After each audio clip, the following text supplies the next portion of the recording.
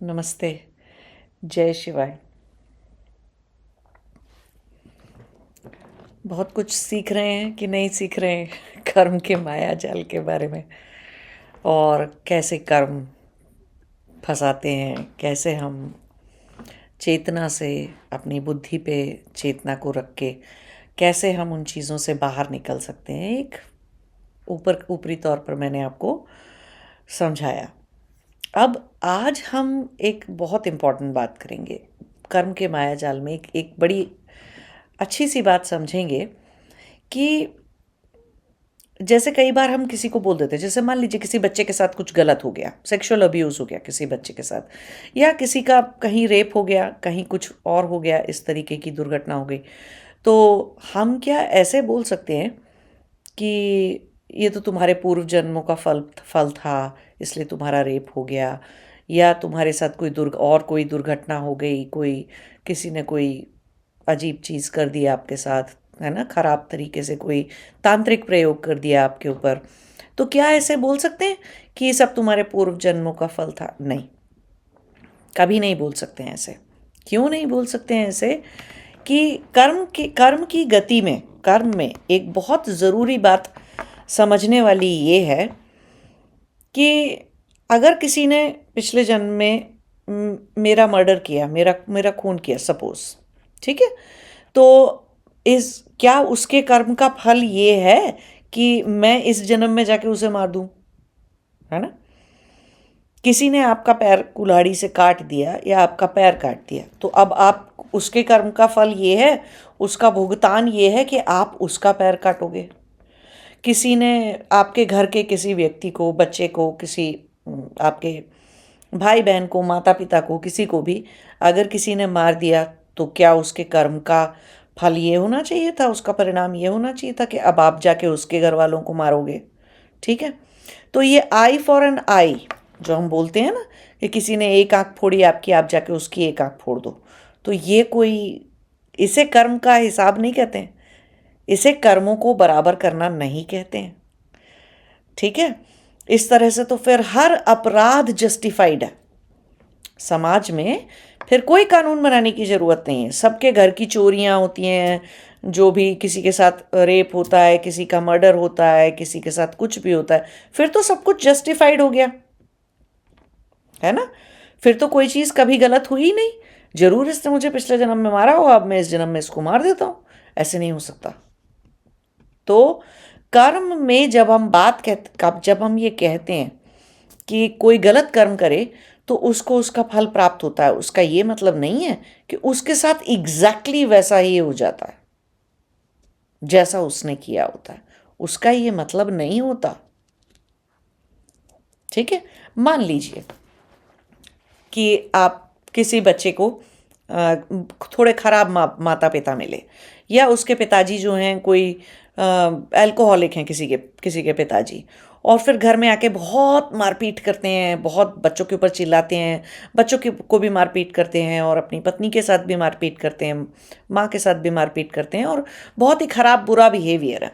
तो अभी हम यहाँ क्या बोलेंगे कि ये ठीक है, खराब प्रारब्ध वो लाए होंगे, वो पत्नी इस तरीके की और वो बच्चा इस तरह का खराब प्रारब्ध लाए होंगे, लेकिन क्या उस व्यक्ति के अंदर, क्या वो व्यक्ति बिल्कुल ही रोबोट है?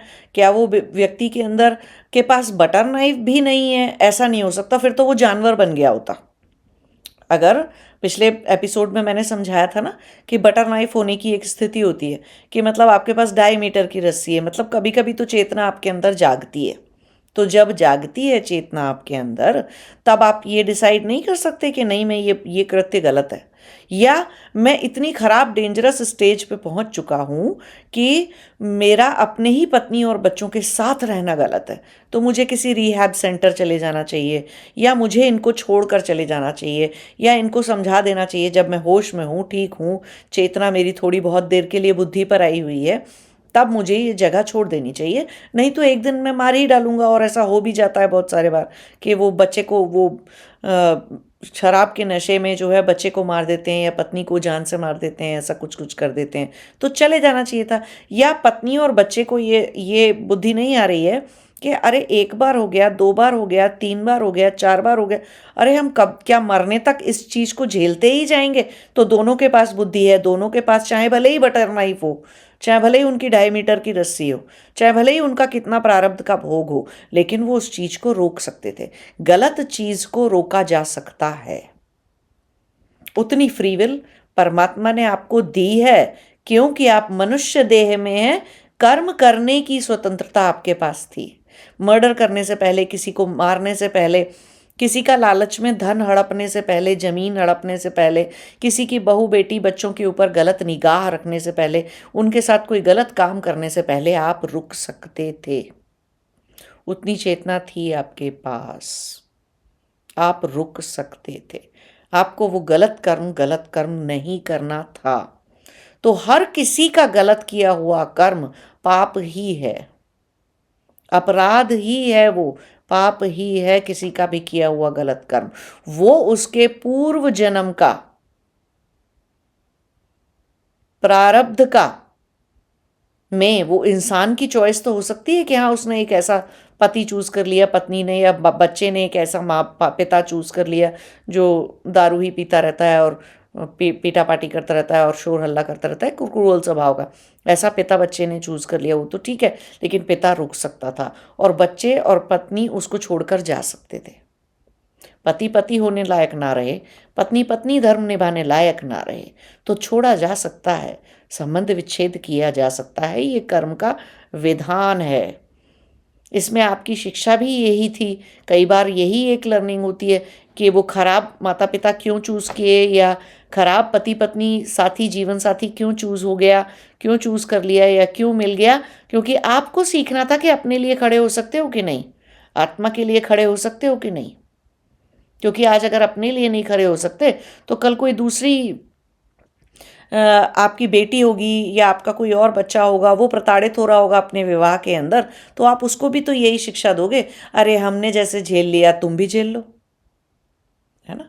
कोई शराब पी के इस तरीके का ड्रामा कर रहा है, घर के अंदर दंगा कर रहा है और मारकूट मचा रहा है, तो बजाय उसको कि रिहैब में भेजने के या कहीं मेंटल उस जगह में भेजने के या उससे अलग हटने के, आप अपने बच्चों को भी यही शिक्षा दोगे, अपने भाई बहन आसपास के सभी लोगों को यही शिक्षा दोगे, अरे जैसे मैंने झेल लिया तुम भी झेल लो। या फिर वो बच्चे कैसे बनेंगे, भैया हम तो कुछ भी नहीं झेलेंगे ऐसा।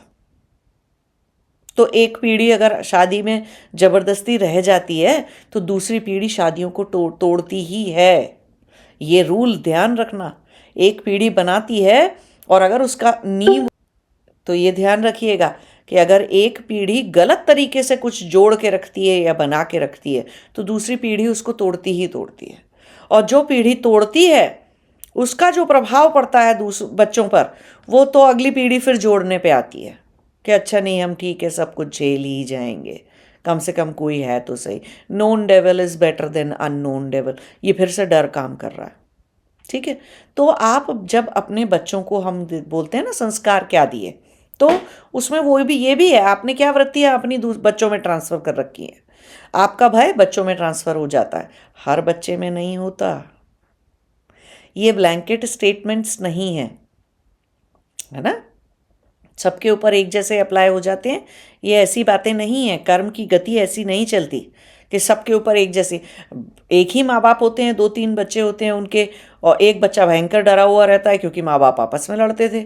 एक बच्चा शांत स्वभाव का नॉर्मल और ठीक ठाक निकलता है और वो अपना रिश्ता भी ठीक चलाता है। दूसरा वाला जो होता है वो डर डर के अपने फिर से सेम भोग, माता पिता जैसा भोग पा जाता है, क्योंकि वो डरा हुआ बच्चा था। तो हर बच्चा, हर आत्मा अपने संस्कार भी तो लेकर पैदा हुई है ना, अपनी वृत्तियां अपने संस्कार भी तो लेकर पैदा हुई है। ऐसा थोड़ी कि सिर्फ अभी जो मिलेगा वही उसका है, वो कुछ तो लाई थी तभी तो और लेने के लिए है। तो क्या जल्दी ले लोगे। तो एक तरह का डर मन में है, अभिनिवेश की एक बार वृत्ति बन गई तो एक डर खुद का था, एक 4 डर और इकट्ठे कर लिए, कुछ समाज में से देख के, कुछ माता पिता से। एक द्वेष की भावना अपने अंदर पहले से, द्वेष का बीज अगर पहले से है तो कुछ द्वेष के बीज पिछले जन्म से कुछ आए आए रहेंगे, कुछ वो होंगे कुछ घटनाक्रम से, और कुछ इस जन्म में भी जोड़ लेंगे, हाँ इसने तो ऐसे ही किया था, फिर माफ़ नहीं करेंगे, आगे लेट गो नहीं करेंगे, मूव ऑन नहीं करेंगे, है ना। सेम राग का बीज लाए हैं अपने अंदर, राग का संस्कार लाए हैं अपने अंदर, तो एक एक आध राग जो है वो पिछले जन्म का कुछ होगा जिसकी वजह से राग एग्जिस्ट करता है। अब इस जन्म में सबसे राग बनाते फिरेंगे, इससे उससे इसके पीछे पड़ गए, उससे पीछे पड़ गए, कुछ नहीं तो कुत्ते कुत्ते बिल्ली से राग हो गया घर के अंदर इतना ज़्यादा, तो जानवरों से भी हो गया, किसी से भी हो गया, कुछ भी चीज़ से राग बनाते रहेंगे बहुत गहरा गहरा। ठीक है, तो बीज है अंदर, संस्कार है अंदर, तो होगा ही होगा ऐसा। अब जो जितने भी ऐसे लोग हैं जिनके पास 2.5 मीटर रस्सी है और जिनके पास बटर नाइफ है ना, सबसे कम चेतना, जिनकी चेतना सबसे कम समय के लिए जागृत होती है, और वो थोड़े कम कम उनके पास चेतना में उतनी प्रबलता भी नहीं होती है, बुद्धि में इतना ज्ञान भी नहीं होता है कि उतनी थोड़ी देर में कर्म सुधार लें या कुछ और कर लें, योग साधना कर लें, तपस्या कर लें, भजन कर लें, वो सब करने लायक प्रारब्ध उनका नहीं होता है। ठीक है, जब प्रारब्ध पूरे वेग से चलता है। हाँ, जब वो 50-60 साल के हो जाएंगे तब अगर उनके अंदर कुछ बचा तो शायद वो कर पाएँ, नहीं तो इसीलिए हम बोलते हैं कि ज़्यादातर लोग कैसे पैदा होते हैं धरती के ऊपर, जिनके ये नीचे के 3 चक्र ब्लॉक हैं, है ना, और जिनके अंदर ये राग द्वेष अभिनिवेश की वृत्तियाँ होती हैं, और उन्हीं के पूर्व जन्मों की कर्मों की वजह से होती हैं। ऐसा नहीं कि किसी ने उन्हें इस जन्म में कहीं से दे दी। अरे किसी को मार भी दो ना बहुत बुरी तरह से, जो नहीं डरने वाला होगा ना वो फिर भी नहीं डरेगा। तो कुछ भी करने से कोई भी आत्मा कभी भयभीत नहीं होती है। हाँ, सर्वाइवल की इंस्टिंक्ट आती है, हम चौंकते हैं, हम लड़ते हैं वापस से, और गलत के खिलाफ भी उठ के लड़ जाते हैं, लेकिन डरते नहीं हैं। डरना आत्मा का नॉर्मल नॉर्मल गुण नहीं है ये डरना। तो ये अभिनिवेश एक ऐसी वृत्ति है जो कि आत्मा के अंदर सिर्फ और सिर्फ तभी एग्जिस्ट करती है जब उसने खुद कुछ गलत किया हो। क्योंकि मैंने समझाया था ना एक वीडियो में इसी कर्म के मायाजाल में कि आत्मा दृष्टा है, आत्मा देख रही है, तो ऐसे। तो ये जो 3 नीचे वाले लोग हैं वो तो योग साधना और भजन, और आप उनको कुछ बोलोगे भी नहीं तो उनको सुनाई नहीं दे रहा है। कोई भी गुरु चिल्ला रहे हों, टीवी सीरियल में कोई भक्ति संगीत कुछ भी चिल्लाते रहे, उन्हें कोई मतलब नहीं, उनको समझा सकते नहीं, उनको बोल सकते नहीं, उनको बता सकते भी नहीं। उनके कर्म की गति, उनके कर्म का वेग इस तरीके का है। तो अगर आज आप भक्त हो गए या आज आप जो है अपनी आध्यात्म की यात्रा पर चलने लगे, तो ये मत सोचिए अच्छा होता मेरे भाई बहन बेटी बहू ये लोग भी चलते हैं, मेरे बच्चे भी चलते, काश मेरे बच्चे भी इन्हीं गुरुजी को गुरुजी मान लें। कई लोग ऐसी भी कोशिश करते हैं, तो कैसे कैसे मान लें उनका प्रारब्ध अपना चल रहा है, आपका अपना चल रहा है ना, चुपचाप उसको चलाइए। बिल्कुल नहीं ऐसी आशा करनी है। और किसी को खुद को थोड़े से 2-4 ज्ञान की बातें आ गई समझ में और मन में अच्छी लगी तो शांत रहना सीखिए। ये नहीं कि इसको ज्ञान बांट रहे हैं उसको ज्ञान बांट रहे हैं, ठीक है थोड़ा बहुत ज्ञान दे दिया, बट अहंकार बनाते जाएं उस चीज़ से और ज्ञान बांटते जाएं तो आप अपना ही बुरा कर रहे हैं कि कुछ नहीं, एक अस्मिता बना रहे एक और। ठीक है कि हाँ मैं तो आध्यात्म के मार्ग पे चल रहा हूँ और चल पा रहा हूँ, या मुझे कोई गुरुजी मिल गए, वो गुरुजी मुझसे बात करते हैं, तो ये कोई बहुत बड़ी बात हो गई? कोई बहुत बड़ी बात नहीं हो गई। आपकी वृत्तियों से आप उतना ही भुगतने वाले हो जितना कि बिना गुरुजी के भुगतते हैं, तो भुगतोगे तो है ही प्रारब्ध में। तो ज़्यादा से ज़्यादा क्या कर सकते हो कि अपनी जो है वृत्तियों को, भय को स्पेशली कंट्रोल करने के लिए, राग द्वेष को, गुस्से को, इस सब चीज़ों को कंट्रोल करने के लिए एक जो है नियम बना लो कि मैं सुबह रोज़ योगा प्राणायाम करूँगा ही करूँगा, और शाम को मैं प्राणायाम करूँगा ही करूँगा। नहीं तो कोई चारा है नहीं, इन सब चीज़ों से कोई छुटकारा है नहीं। और मन में 50-60 की उम्र आते आते तक, 40 साल की उम्र आते आते तक इतना गहरा दुख इकट्ठा हो जाएगा, इतना दुख इकट्ठा हो जाएगा कि मतलब इस दुनिया के सबसे बिटर इंसान हो जाओगे। कई बार हम देखते हैं ना कुछ लोग बूढ़े होते हैं, बिटर नहीं होते, कड़वे नहीं हो जाते, है ना, और कुछ लोग जो बूढ़े होते हैं या उम्र दराज हो जाते हैं, अधेड़ अवस्था की उम्र में पहुंच जाते हैं, वो बड़े बिटर से हो जाते हैं। उनसे कोई भी बात का क्वेश्चन पूछे सीधा आंसर करते ही नहीं है ना। वो बच्चों को भी ऐसे दुत्कारते फटकारते रहते हैं और हर वक्त चिल्लाते रहना और हर एक की चीज़ों में गलतियां निकालते रहना और ये सब करते रहना, तो ऐसे हो जाते हैं। तो ये नहीं कि अच्छा ठीक है हो गया यार ऐसे क्या इतना, है ना, हर बात पे इतना क्या गुस्सा करना, तो ऐसे हो जाते हैं। तो देखो कैसे दुख के कारण हुए ऐसे, है ना, कोई और वजह नहीं है ऐसा हो जाने की। ऐसा हो जाने का कारण सिर्फ दुख है, डर है मन में, है ना, और वो 3 जो वृत्तियाँ अंदर तांडव कर रही हैं, राग द्वेष अभिनिवेश वाली, वो हैं। अब कुछ लोग इसमें से क्या होता है, ये सब वृत्तियाँ झेलते झेलते झेलते झेलते और ये सब कर्म झेलते हुए, खराब प्रारब्ध झेलते झेलते एक और बड़ी परेशानी हो जाती है। आप देखोगे अधिकतर लोगों का मानसिक संतुलन खराब हो जाता है। आपको लगेगा कि इस दुनिया में, इस संसार में आप रह रहे हो, या इस सोसाइटी में आप रह रहे हो, या इस समाज में आप रह रहे हो। एक्चुअल बात तो ये एक बड़ा सा पागलखाना है, उसमें आप रह रहे हो। बहुत सारे लोगों को साइकोलॉजिस्ट या साइकाइट्रिस्ट के पास जाते नहीं हैं वो, बट अगर उस दृष्टि से देखा जाए तो सारे लोगों को कोई ना कोई डिसऑर्डर निकलेगा, मेंटल डिसऑर्डर निकलेगा, और सारे लोगों का मानसिक संतुलन बिगड़ा हुआ होगा। और इनमें से वो वाले लोग ज़्यादा होंगे जिनका मानसिक संतुलन खराब होगा, और जो डिप्रेशन, एंजाइटी और ये सब के पेशेंट होंगे, स्किज़ोफ्रेनिया, पैरानोया, इन सब बीमारियों के, इन सब एक्चुअली बीमार बहुत सीरियस बातें हैं ये सारी, और उन सब के भी पेशेंट हो जाते हैं ऐसे लोग। और कईयों को तो पता ही नहीं होता कि वो ऐसी चीज़ों के पेशेंट हो चुके हैं। कई तो इस सब में एक चीज़ ध्यान रखने वाली क्या बात है, जो लोग स्पेशली बहुत ज़्यादा झूठ बोलते हैं, बहुत ही ज़्यादा झूठ बोलते हैं, अपनी कोई भी बात, सच बात कभी भी नहीं बता। और वो ऐसा करते क्यों है? क्योंकि बहुत भयभीत हैं अंदर से। कोई उनको जान लेगा या उनके बारे में ये बात पता चल जाएगी तो पता नहीं वो क्या सोचेगा, फिर वो ऐसे नहीं करेगा, फिर वो वैसे नहीं करेगा, फिर उसका व्यवहार बदल जाएगा, फिर वो हमें प्यार नहीं देगा, धन नहीं देगा, हमसे रिश्ता नहीं रखेगा। ऐसे ऐसे करके बहुत सारे डर होते हैं लोगों में। तो जो सबसे भयभीत वाले लोग होते हैं ना, वो बहुत ज़्यादा अस्मिताओं का जाल फैलाते हैं, क्योंकि अभिनिवेश की वृत्ति सबसे नीचे है ना। सबसे ऊपर क्या है? अविद्या, अस्मिता, फिर उसके बाद राग द्वेष अभिनिवेश, है ना। ये 5 हैं इस तरीके से। तो राग द्वेष अभिनिवेश वाले में सबसे नीचे अभिनिवेश है। तो जब अविद्या का थोड़ा सा स्वरूप बिगड़ा तो अस्मिताएं बनी, अस्मिता का और स्वरूप बिगड़ा तो वो राग में कन्वर्ट हुआ, फिर और राग का दूसरा वो देखें और बिगड़ा, वो तो द्वेष बन गया, फिर और बिगड़ी, पूरा ही बिगड़ गया, अब तो सत्यानाश ही हो गया, तो वो भय बन गया एक्चुअली। ठीक है। और भय के भी बहुत प्रकार होते हैं, बहुत भयंकर भयंकर सीरियस भय वाले लोगों की मैं बात करूं, जो डरते ही रहते हैं, कुछ किसी को देख के भी डर जाते हैं, कोई भी घटना से भी डर जाते हैं, कोई आसपास चल रहा, निकल रहा, बैठा हुआ उससे ही डर जाते हैं, किसी दूसरों पूरी एग्जिस्टेंस से डरते हैं जो, है ना। ऐसे भी लोग हो जाते हैं। तो ये सारे लोगों का मानसिक संतुलन रह ही नहीं सकता, है ही नहीं मानसिक संतुलन उनके पास, क्योंकि वो अपने आप को हर वक्त डर से बचाने के लिए उन्होंने क्या किया? बहुत सारी आइडेंटिटीज बना ली। अब आप ऐसे सोच के देखो कि एक कोई मूवी में काम करने वाला कोई एक्टर हो, ठीक है, और वो एक्टर जो है हर आधे घंटे में, वो दिन भर में 10, 12, 15 रोल करता हो प्ले, और हर आधे घंटे में उसका एक रोल हो। किसी में कभी वो डाकू बन जाता है, कभी चोर बन जाता है, कभी पुलिस बन जाता है, कभी बाप बन जाता है, कभी बेटा बन जाता है, कभी पति बन जाता है, कभी आर्मी पर्सन बन जाता है, और कभी जो है रेपिस्ट बन जाता है, कभी मर्डरर बन जाता है, कभी साधु बन जाता है, कभी ऐसे ऐसे करके वो दिन भर में रोल प्ले करता है। अगर किसी ऐसे व्यक्ति को, किसी भी मूवी के एक्टर को इतने सारे रोल एक ही दिन में प्ले करने के लिए दे दिए जाएं, और वो हर आधे घंटे में नए नए रोल और इस तरह से रोल प्ले करता रहे, तो 3 महीने के बाद उसे पागल करार किया जा सकता है। क्यों? कि वो भूल चुका होगा कि वो असली में कौन है।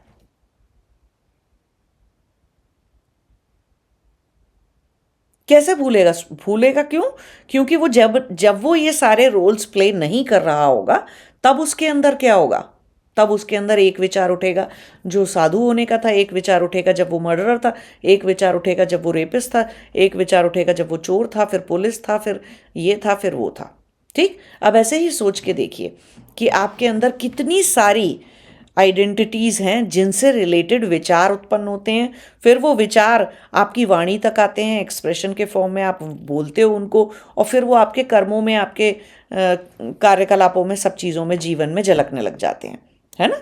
कैसे? अब ये वाली आइडेंटिटीज़ छोड़ देते हैं जो कि आपके शरीर से जुड़ी हैं, जैसे कि रिश्तेदार हो गए, माता होने की, पिता होने की आइडेंटिटी, और बच्चा होने की, किसी का पत्नी होने की, पति होने की, ये सब आइडेंटिटी छोड़ दो। तो इजीली विजिबल आइडेंटिटीज़ हैं जो शरीर से जुड़ी हुई हैं। मनस से जुड़ी, मानसिक रूप से जुड़ी हुई आइडेंटिटीज़ क्या हैं? जैसे कि जैसे ही ये बीवी मेरी चिल्लाती है, मैं फटाफट डिफेंस पे उतर आता हूँ और झूठ बोलने पे उतर आता हूँ। ये एक डिफेंसिव आइडेंटिटी है, सिक्योरिटी गार्ड आइडेंटिटी है। आपके अंदर की, और ये पत्नी के सामने का सिक्योरिटी गार्ड है। अब आपकी माँ है, वो आपके ऊपर चिल्लाती हैं और आपको गलत बात पे फटकारती हैं या कुछ उन्हें पता ना चल जाए, तो आप माँ से बिल्कुल अलग ढंग से काम करते हो। जैसे ही माँ से फटकार पड़ती है आप एक बिल्कुल, या पिताजी से फटकार पड़ती है आपको, या पिताजी कुछ बोल देते हैं, तो आपके अंदर का एक डिफरेंट टाइप की सिक्योरिटी गार्ड आइडेंटिटी आ जाती है, जिसका काम है ये प्रूव करना कि मैं एक अच्छा बच्चा हूँ, मैं आपका एक अच्छा बेटा हूँ, मैं आपका एक प्यारा बेटा हूँ, मुझे प्यार करो। और पत्नी के सामने क्या निकली थी कि हाँ ठीक है, मैं वैसे तो 36 जगह नैन मटक्का कर लेता हूँ या कुछ भी कर लेता हूँ, पत्नी के सामने मैं पत्नी व्रता पति हूँ, ये मुझे प्रूव करना है। तो वो सिक्योरिटी गार्ड आइडेंटिटी क्या कर रही है, अपने आप को एक पत्नी व्रता पति प्रूव कराने में लगी हुई है। आपका बच्चा आ जाता है तो एक अलग तरह के आपके दिमाग में विचार और चीज़ें चलने लग जाती हैं। फिर सेम टाइम पे आपका बॉस आ जाए, या आपके घर ऑफिस में कोई मैनेजर है वो आ जाए आपके दिमाग, तो एक अलग अलग तरीके की आपके अंदर सिक्योर, बॉस फटकार लगा दे तो एक अलग तरह की आइडेंटिटी आपके अंदर सिक्योरिटी गार्ड का काम करती है। तो देखिए ये सब हिडन आइडेंटिटियां हैं। काम क्या कर रही हैं वो, आपका जो चेहरा है सोसाइटी में रहने वाला, जो सोशल इमेज है, आपकी मानसिक इमेज जो आपने अपनी बना रखी है और जो दूसरों के दिमाग में आपकी सच में बनी हुई है, उस इमेज को बचाने में आप लगे रहते हो। इमेज कहते ही क्यों है उसे, उसे आप क्यों नहीं कह दे रहे, आपकी इमेज क्यों कह रहे हैं, क्योंकि वो दूसरों का परसेप्शन है। तो आप मानसिक तौर पर उसे बचाने में लगे रहते हो और फिर झूठ पे झूठ पे झूठ पे झूठ बोलते चले जाते हो सब जगह अपने आप को बचाने के लिए। तो ऐसे व्यक्ति का बहुत तेजी से मानसिक संतुलन बिगड़ जाता है। वो कुछ टाइम के बाद भूल ही जाता है कि मैं असली में मैं कौन हूं। क्यों? कि वो किसी को भी ये नहीं बता पाता कि मैं हूं कौन, क्योंकि उसे प्यार चाहिए, है ना, झूठ बोल के उसे सुख मिल रहा है, राइट। रिश्ते बने हुए हैं झूठ बोलने से, सोच के सच बोल देता तो बीवी छोड़ के चली जाती, सच बोल देता तो पिताजी जायदाद से बेदखल कर देते, सच बोल देता तो बेटा बोलता ये कैसा बाप है मेरा मुझे नहीं चाहिए, दूसरा लाओ ठीक है। तो सच बोल देते तो रिश्ते टूट जाते, सच बोल देते तो नौकरी चली जाती, सच बोल देते तो ये हो जाता, सच बोल देते तो वो हो जाता। तो झूठ ही झूठ बोलते चले जा रहे हैं पूरे टाइम। तो क्या होगा, एक टाइम आएगा, एक समय आएगा जब ये सारी झूठ की आइडेंटिटियां दिमाग में ऐसा लगेगा जैसे कि 10-15 लोग तो हर वक्त बोल रहे हैं मेरे अंदर। बहुत सारे लोग आते हैं मेरे पास ये सब बोलते हुए कि मुझे ऐसा लगता है मेरे अंदर 10-15 लोग तो बैठते ही हैं, मीटिंग चलती रहती है, कोई 10-15 लोग लगातार मेरे अंदर विचार व्यक्त होते रहते हैं, पकड़ते रहते हैं, ऐसे आते रहते हैं आते रहते हैं, और मैं वही चीज़ें बोलता रहता हूँ। अगर मैं अकेला भी हो जाऊँ तो बड़बड़ाता रहता हूँ, अपने आप से बातें करता रहता हूँ। भैया वो दिमाग में चल रहा है, वो 10-15 लोग जो 10-15 जो दिखाई ना देने वाले रोल्स वाले जो आपने बनाए थे, वो सब कुछ सामने आ रहा है अभी। तो जो रियल में आप हैं, सच सच में जो आप हैं, वो भूल ही जाएंगे।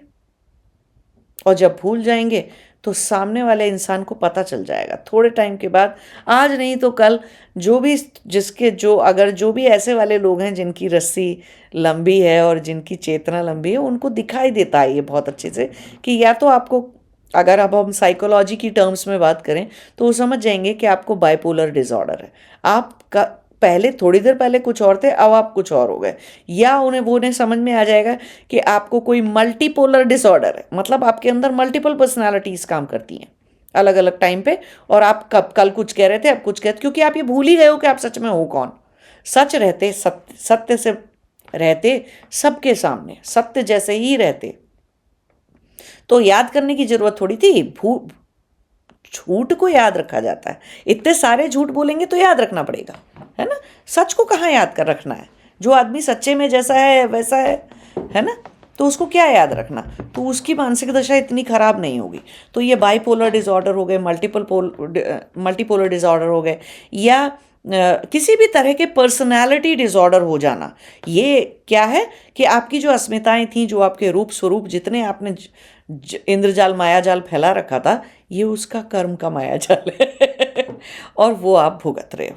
और ये बहुत सारे लोगों को होता है, पकड़ते नहीं हैं, बोलते नहीं हैं बहुत सारे लोग, और मानते भी नहीं हैं कि उनको ये समस्या है कि वो ऐसा कर रहे हैं। क्योंकि अब साइकोलॉजिस्ट के पास चले जाओ या किसी के पास चले जाओ, इस चीज़ की कोई दवाई तो है नहीं, कोई इंजेक्शन तो है नहीं जिसको हम किसी में लगा दें और आपका मल्टीपोलर बाइपोलर डिसऑर्डर ठीक हो जाए। कोई इंजेक्शन तो है नहीं कि जिसको लगा दें और आपके भय की वृत्ति चली जाए और आपके अंदर से और आप पूरे ठीक हो जाएं, या राग द्वेष की वृत्ति चली जाए आपके अंदर से और वो ठीक हो जाओ आप। तो ऐसा कुछ तो है नहीं। ठीक है, तो इस तरह से मानसिक संतुलन बिगड़ता है और चीज़ें खराब होती हैं। तो देखिए कि कर्म का मायाजाल ऐसा आज किसी को लगेगा कि हाँ ठीक है, झूठ बोलने से मैं यहाँ पे बच गया है। कल किसी को लगेगा कि अच्छा मैं ऑफिस में झूठ बोला, देखो देखो मैं तो ऐसे ही झूठ बोल देता हूँ, मैं तो बच जाता हूँ ऐसे, है ना। या मैं ऐसे झूठ बोलती रहती हूँ, किसी को पता नहीं चलता क्या कर रहे हैं। तो ऐसे सबको लगेगा, थोड़ी देर के लिए अच्छा लगेगा कि झूठ बोल के बच गए, है ना। एकदम से जो प्रभाव होता, जो परिणाम होता सत्य बोलने का, वो नहीं आया। लेकिन ये नहीं दिख रहा कि क्या करने की तैयारी कर रहे हैं इतने सारे झूठ बोल बोल के, इतनी सारी आइडेंटिटीज़ को बचा बचा के, इतनी सारी आइडेंटिटीज़ में रह रह के क्या करने की कोशिश कर रहे हैं। अपने लिए बीमारी का प्रारब्ध लिख रहे हैं बैठ के, अपने कर्मों से आप लिख रहे हैं। आप हर वक्त अपने कर्मों से लिख रहे हैं। और जो लोग बहुत सारे बार ऐसे बोलते हैं नहीं हमने तो डिसाइड ही नहीं किया, नहीं, वो डिसाइड नहीं करना भी एक डिसीजन था, है ना। हमने तो चूज ही नहीं किया, ये ऐसा चल रहा था, हमने सोचा चल दें थे, तो ठीक है ऐसे चला लो, तो इसका मतलब चॉइस वो थी। कुछ कुछ सुख था उस चॉइस में भी, डिसाइड ना करने में भी, चूज ना करने में भी। अज्ञान में कुछ सुख था जो आपको चाहिए था, जिसकी वजह से आप ये नहीं कह रहे कि हाँ ठीक है मैं इसके साथ रहूँगा नहीं, है मैं इसके साथ रहूँगी नहीं। ठीक, तो किस चीज़ की तैयारी कर रहे हैं? अपने इस तरीके के कर्मों से आप क्या कर रहे हैं? प्रारब्ध लिख रहे हैं अपना, इस जन्म का नहीं तो अगले जन्म का प्रारब्ध लिख रहे हैं। क्या लिख लिया आप जरा एक हिसाब किताब बनाइए, एक कॉपी पेन लेके बैठिए और उसमें लिखिए कि मैं कितना झूठ बोलता हूँ, है ना। मैं कितनी आइडेंटिटीज़ कैरी करता हूँ, मेरे अंदर कितना भय है, कितना राग है, कितना द्वेष है। ठीक, ये सारी चीज़ें एक पेपर पे लिखिए। और लिखने के बाद अब आप ये देखिए कि जिस व्यक्ति का, अब आपका एनालिसिस पूरा हो गया, है ना। आपने अपनी आइडेंटिटीज़ लिख ली कि हाँ यार मैं दिन में मेरे अंदर ऐसे ऐसे ऐसे ऐसे इतने विचार चलते हैं। आपको लगेगा समय लिखने में, ये पूरा ऐसे पोथी पत्रा लिखने में, बही खाता लिखने में थोड़ा टाइम लगेगा, लेकिन लिखिए ऐसा बही खाता। ठीक, फिर पाप लिखिए अपने, कितने पाप कर चुके, पुण्य भी लिखिए अपने, कितने पुण्य भी कर चुके, कहाँ कहाँ कोई अच्छा काम किया आपने। और पाप लिख लिए, पुण्य लिख लिए, अपने भय लिखिए, कितने सके कोई भय है आपके अंदर, इतना कोई भयभीत टाइप के आदमी हैं आप, इन मनुष्य हैं क्या आप इसमें, या लड़की हैं आप इसमें, ठीक है। या आपके अंदर बहुत तेज राग द्वेष वाले व्यक्ति हैं आप, तो ऐसा भी लिखिए, सब कुछ लिखिए ये सारा। अब ये बैठ के लिखिए कि अब आपको पता है भय, ये क्या बोलते हैं, भय जो है, भय की जो वृत्ति है, अभिनिवेश की जो वृत्ति है, वो पृथ्वी तत्व है। ठीक है, तो पृथ्वी तत्व किस ग्रहों से जुड़ा हुआ है, ग्रह लिखिए उसके सामने। भयभीत होने, जो राग द्वेष की वृत्तियां हैं वो क्या हैं, वो जल तत्व की वृत्तियां हैं, वो जल तत्व है उनमें, है ना। जल तत्व का विकार कहते हैं उन्हें। तो जल तत्व के कौन से ग्रह हैं, कौन से ग्रह का तत्व हम जल मानते हैं? हाँ, जो आपकी वो जो 9 कुंडली में जो जन्म कुंडली होती है आपकी, उसके अंदर 9 ग्रह होते हैं ना, 12 स्थान, तो राहु और केतु होते। तो ऐसे करके लिख लीजिए कि कौन से वाले को हम जल का ग्रह का नाम लिखिए, इतनी होमवर्क करिए ये वाला। फिर उसके बाद अब आ गई आपकी अस्मिताएं, बहुत सारी राग, ये सब बना लेना, वो सब मनस का और वो सारी चीज़ें, वो सब भी, और बहुत ईगो होना और वो सब कुछ वो है। और कुछ भी सोचते हैं अच्छा करने की, कर नहीं पाते हैं, तो वो अग्नि का विकार है, अग्नि तत्व का विकार है ना। विल पावर का ना होना, विल पावर का स्ट्रॉन्ग सा ना होना, या अपने लिए खुद के लिए खड़े नहीं होना, कोई सही बड़े इनडिसाइसिव किस्म के होना, वो सब चीज़ें अग्नि तत्व का विकार हैं। तो सूर्य ग्रह हो गया अग्नि तत्व का, है ना। चंद्रमा ग्रह हो गया जल तत्व के लिए, ऐसे पृथ्वी ग्रह हो गया। तो ऐसे लिखिए सारे बैठ के कि वो कौन कौन से ग्रह हैं। फिर पाप पुण्य लिख लीजिए अपने। ठीक, अगर पाप जो है किसी चीज़ का, किसी का आपने शरीर से बुरा किया, तो पृथ्वी तत्व गया। पृथ्वी तत्व लिख लीजिए, फिर से पृथ्वी वाला ग्रह लिख लीजिए उसमें। और ये लिस्ट अगर बहुत लंबी हो जाए, बहुत सारी खराबियां दिख जाएं, तो बुध को खराब कर दीजिएगा, और बुध खराब हुआ तो गुरु को भी खराब कर दीजिएगा वहाँ पर, ठीक, शनि भारी कर दीजिएगा वहाँ पर। और कुछ डिसीजन ठीक से नहीं ले पाते हैं, जीवन में ठीक से चलते नहीं है, कोई हम नियम का पालन नहीं करते, कुछ नहीं करते, अधार्मिक टाइप के इंसान है, तो लिख सकते हैं उसके आगे कि हाँ ये जो है शनि के अलावा ये राहु भी खराब हो गया ठीक है। तो ऐसे सब तत्व सारे वो ऐसे ग्रह लिख लीजिए। तो अभी तक की लाइफ का, में इस लाइफ में जो भी आपने कर्म किए, उस कर्म का आपको एक लेखा जोखा मोटा मोटा मिल गया कि आपने ये किया है अभी तक अपने जीवन के, चाहे आपकी उम्र जो भी है, आपने अपने जीवन में ये किया है। अब आपने ग्रह लिख लिया कि कौन कौन सा ग्रह खराब होगा। अगर आपने अच्छे अच्छे पुण्य किए हैं, आप धर्मात्मा इंसान हैं और अच्छी चीज़ें बहुत सारी करते हैं और लगातार कहीं पे सेवा और कोई ना कोई चीज़ करते रहते हैं, तो वो सब अपने पुण्यों में लिख लीजिए। तो पुण्यों में पुण्य लिखने, जैसे किसी का शरीर से भला किया आपने, है ना, किसी को कपड़ा दान दिया, किसी को खाना दान दिया, तो लिख लीजिए कि हाँ वो आपके पृथ्वी तत्व वाले ग्रह का वो हो गया। किसी को आपने जल के लिए किया, प्याऊ बनवाई, या कोई ऐसे वाटर टैंक्स लगवाए, या कोई पानी भिजवाया, या पानी से किसी की सेवा करी, तो जल तत्व वाले पे लिख लीजिए। किसी को आपने खाना दिया और ये सब कुछ किया, तो फिर से पृथ्वी तत्व। किसी को कपड़ा पहनाया या ये सब किया, कोई अस्पताल बनवाया या कोई ऐसी चीज़ें करी, या किसी को विद्या का दान दिया, किसी को आप फ्री में, गरीब बच्चे हैं आप उनको फ्री में पढ़ा देते हैं और ये सब कर देते हैं, तो वो सब करिए आप। तो वो सब पुण्यों की लिस्ट में लिख लीजिए, तो पुण्य हो गए आपके ये सारी चीज़ें। किसी ने दीक्षा ले ली है, वो भी अपने अच्छी अक्लिष्ट वृत्ति में लिख लीजिए कि मैं दीक्षा इन गुरु से इस मंत्र की दीक्षा ले चुका हूँ, ठीक, वो लिख लीजिए। अभी आपको पता चल गया आपकी नेक्स्ट लाइफ टाइम की कुंडली क्या है, जन्म कुंडली जो आप बनवाते रहते हो अपनी, कि हाय मेरा गुरु खराब है, कि मेरा बुध खराब है, कि मेरा शनि खराब है, कि मेरा राहु खराब है, या फलाने में ये खराब योग बन रहा है, या ये हो रहा है, या ये हो रहा है। ये देखो कि कौन से कर्मों से वो बनी थी। जो आज जन्म कुंडली आपको दिखती है, क्या कर्म करने से वो जन्म कुंडली बनी आपकी। तो अब देखो कि जीवन में इतने साल जी लिए, तो अभी अपनी प्रारब्ध, अभी के जन्म की कुंडली बनाओ बैठ के, और देखो कि अभी के कितने कर्म क्या कर चुके, और उन सब की कुंडली जो बन रही है वो आपके अगले जन्म की कुंडली है, वही होगी।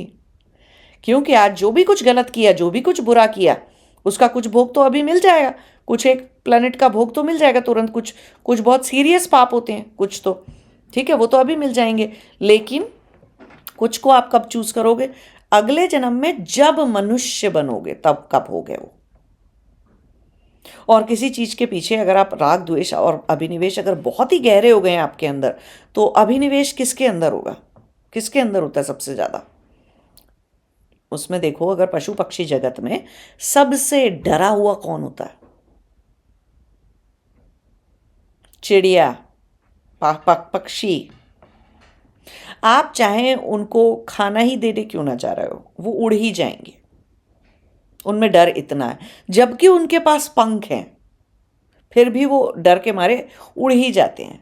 पक्षियों के पास जाना इतना आसान काम नहीं होता है ना, नॉर्मल परिस्थिति में। अब मैं वहाँ की बात नहीं कर रही हूँ जहाँ पे कबूतरों को रोज दाना डलता है और कबूतर आदी हो चुके हैं कि ये दाना डलेगा और हमें हजारों लोग खिलाएंगे और करेंगे, वो उन जगहों की बात मैं नहीं कर रहा हूँ। बट नॉर्मल कंडीशंस में पक्षी सबसे डरा हुआ प्राणी है। तो देखिए अगर अभिनिवेश इतना है, तो अपना अगला जन्म आप अभी से जानते हैं। सबसे गहरा अगर इस वक्त अभिनिवेश है आपके अंदर, तो आप जानते हैं कि अगला जन्म आपका, अगले कई जन्म आपके सिर्फ पक्षी बन के निकलेंगे, है ना। अगर खाने का बहुत लालच है कि कुछ भी खाना हो आपके मुंह में जाएगा ही जाएगा, आपको भूख लगी हो चाहे ना लगी हो, आप खा ही लेंगे। खाने के लिए कहीं भी पहुंच जाएंगे, कुछ भी करेंगे खाने के लिए, इतना खाने को लेकर आप क्रेजी हैं और अपने आप को फूडी बोलते हैं, और आपको फूड जंकी बोलते हैं अपने आप को, और खाने के लिए आप कुछ भी कर सकते हैं। तो आप अगले जन्म लिख लीजिए अपने उसके आगे कि आपका अगला जन्म मछलियों का है। मछली को कांटे में भी खाना दोगे तो खाना खा लेगी, वो देखना भूल जाती है कि इसके अंदर कांटा है, फंस जाती है, मर जाती है। तो अगले कई जन्म आपके मछली बन के निकलेंगे, और जिसमें कई बार आप वो वाली मछली बनोगे जिनको कांटों से पकड़ के बाहर निकाल लिया जाता है और उन्हें मारा जाता है, क्योंकि आप खाने के लालच में है ना, तो इतना लालच कैसे निकाला जाए। उस वृत्ति को, वो वृत्ति इतनी बिगाड़ लिया है आपने कि उस वृत्ति को खर्च मनुष्य बनकर नहीं किया जा सकता। कितना खाना खा लोगे मनुष्य बन के? मनुष्य बन के अगर वो वृत्ति निकाल सकते होते तो फिर बात ही क्या थी, फिर तो और कोई प्रजाति बनाने की परमात्मा को ज़रूरत नहीं थी। पर परमात्मा ने इतनी सारी प्रजातियां इसलिए बनाई हैं कि भाई कुछ करके निकाल लो, वृत्ति निकल जाए आपकी, ये है ना। कुछ ऐसी सीरियस सीरियस जानवर और सब चीज़ें बनाई हैं, इतनी पशु पक्षी और पेड़ पौधे और जाने क्या क्या, बैक्टीरिया वायरस सब कुछ, तो निकाल ही लोगे आप, वो वृत्तियाँ निकल जाएंगी। तो हिंसा की वृत्ति है, अगर बहुत ज़्यादा अंदर से हिंसा फील होती रहती है तो ठीक है, अगले जन्म में कोई हिंसक जानवर बनोगे। और ज़रूरी नहीं है कि राजा जैसा शेर वाला हिंसक जानवर, लोमड़ी भी बन सकते हो, जयकाल भेड़िया भी बन सकते हो, कुछ भी बन सकते हो। तो ऐसे अपना, और कुछ लोग आप में से जो बहुत सारे पुण्य करते रहते हैं, अच्छे काम करते रहते हैं, माता पिता का ध्यान रखते हैं, चाहे भले ही माँ बाप कैसे भी हैं, अपना प्रारब्ध समझ के उसको करते जाते हैं, चीज़ों को ज्ञान से समझते हैं, ठीक तरीके से करते हैं, तो देख लो कि इतने धर्मात्मा हो चुके हो, और धर्मात्मा होने के लिए क्या चाहिए। और फिर आगे का जीवन जो है, अगला जीवन सिर्फ एक योगी का रह जाएगा, बहुत अच्छा प्रारब्ध होगा फिर, है ना। तो आज देखो, अब ये एक एक्सरसाइज आपने अपना चार्ट बना लिया, अपना बही खाता नोट कर लिया और सब कुछ कर लिया। अब ये भी देखो कि आज समाज में उठाओ, कोई ऐसा व्यक्ति उठाओ, आपको लगता है अगर मेरी लाइफ इसके जैसी होती, अगर मैं ये वाला व्यक्ति होता, चूज करो और लिखो कि मुझे ना इस व्यक्ति जैसी लाइफ चाहिए थी। उठाओ, कोई होगा, कोई भी उठाओ, कोई भी, धन से, ज्ञान से, कुछ भी चीज़ से, जो भी आपको अच्छा लगता है अपना उठाओ कि मुझे ना इसके जैसी लाइफ चाहिए। अंबानी का बेटा बनना है, टाटा का बेटा बनना है या कुछ और बनना है, या किसका घर देखते हो, किसके पास क्या देखते हो जिसके जैसी लाइफ चाहिए। इससे ये पता चलता है क्या देख के क्या मांग रहे हो, कि आपके अंदर की वृत्तियां कैसी हैं, है ना। आप में से कुछ लोगों को लगेगा काश मैं अंबानी घर में पैदा हो गया होता, काश मैं किसी मतलब राजे महाराजे के घर में पैदा हो गया होता। तो क्या देख रहे हो? धन देख रहे हो, ये नहीं देख रहे कि अंबानी के तीनों बच्चे बीमार हैं, शरीर के बहुत दारुण रोग के साथ पैदा हुए हैं, तो वो किसी भी वहाँ पर जो उनके पास पैसा है, सब कुछ है, उसका भोग नहीं कर सकते बेचारे, है ना। बहुत बहुत शारीरिक उसमें प्रताड़ना में और दर्द में और चीज़ों में उनका समय निकलता है ना। तो ठीक से देखो दृष्टि से, है। आप में से कुछ लोगों को लगता होगा हट योगी साधु सन्यासी बन जाते हैं हम, ऐसे पैदा हो गए होते साधु सन्यासी। जरा पूछ के देखना किसी साधु सन्यासी से बात कर, उनका जीवन चाहिए क्या? या कुछ को लगता है काश हम लड़की बन के पैदा हुए होते। लड़कियों, सारी दुनिया की सारी औरतों को, मैक्सिमम औरतों को यही लगता है कि, वो भी आजकल के नए ज़माने वालियों को, काश हम लड़का बन के पैदा हुए होते। तो जरा किसी पुरुष से बैठ के पूछ लो उसका जीवन क्या है ना। तो किसकी तरफ देख रहे हो, क्या जीवन चाहते हो, क्या प्रारब्ध चाहते हो, फिर आइडियल प्रारब्ध आपके हिसाब से क्या होना चाहिए, लिखना जरा बैठ के। तो ये बहुत, आज का होमवर्क बहुत सारा है, लेकिन फिर भी लिखना बैठ के कि क्या हो सकता था ना, क्या क्या प्रारब्ध होता जो मेरे लिए सबसे अच्छा होता। क्यों मैं लिखवाने की कोशिश कर रही हूँ ये आपसे, कि आपके हिसाब से एक आइडियल प्रारब्ध क्या है, जिससे कि आप अभाव के भाव से उठ के पहले तो पूर्णता के भाव में आओ, फिर आप वो जो अभाव से पूर्णता तक की जर्नी है उसको नाप पाओ, उसको पूरा कर पाओ। तो मैं इसीलिए कह रही हूं आपको कि बैठ के लिखो कि आपके हिसाब से आइडियल प्रारब्ध, बहुत अच्छा प्रारब्ध आपके हिसाब से क्या होता, आपको कैसा चाहिए था आइडियल प्रारब्ध। किसी को बताने की ज़रूरत नहीं है ये सब चीज़ें। आप मुझे लिखना चाहते हैं तो beingShiva@yahoo.com पे आप मुझे ईमेल कर सकते हैं, अगर आपको कोई प्रश्न है तो, ठीक है। नहीं तो ऐसे ऐसे ही अपना एक्सरसाइज करिए, अपना होमवर्क करिए, अपने होमवर्क में लिखिए वो सारी चीज़ें कि मैंने क्या किया, ठीक, उससे कौन सा ग्रह जो है वो प्रभावित होता है। मेरे कौन से कर्म से, अच्छे या बुरे कौन से कर्म से, और कौन सी वृत्तियों से मेरी, कौन सा मेरा ग्रह प्रभावित होता है अगले जन्म के लिए। क्योंकि ये बात तो आत्मा की जर्नी की है, तो आपके कई सारे जन्मों की है ये बात। कर्म का मायाजाल इसलिए नहीं समझ रहे कि आज का कर्म ठीक हो जाए, आज सिर्फ आज का प्रारब्ध ठीक हो जाए, नहीं। एक आत्मा की पूरे लंबी, बहुत लंबी यात्रा सुखद और सफल हो जाए, उसकी कोशिश कर रहे हैं हम। ये सब कुछ ज्ञान हम क्यों प्राप्त कर रहे हैं? जिससे हम अपनी आत्मा होने के नाते अपनी जर्नी को ठीक कर लें।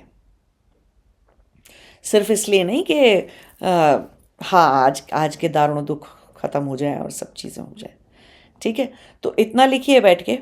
अगले कुछ वीडियोस में हम और बहुत सीरियस कर्म के प्रभाव की बातें करेंगे। ठीक है, तब तक के लिए होमवर्क करना मत भूलिएगा और सब कुछ करिए। और कोई भी प्रश्न है, कुछ भी है, और क्या सीख रहे हैं, समझ रहे हैं, कमेंट्स में लिखकर ज़रूर बताइए। और आपको लगता है कि ये वीडियोस शेयर करने से किसी और का भला हो जाएगा, तो कभी कभी शेयर कर दीजिए वीडियोस को। हाँ, किसी को प्रताड़ित मत करिए 10-20 वीडियोस भेज भेज के है ना, कोई सोचेगा अरे कितने फॉरवर्ड भेजोगे भाई तो लेकिन कभी कभी कोई भी ज्ञान का है, कोई बात पर लगता है आपको, तो किसी सही व्यक्ति को भेज सकते हैं ज्ञान का वीडियो। ठीक है, नमस्ते, जय शिवाय।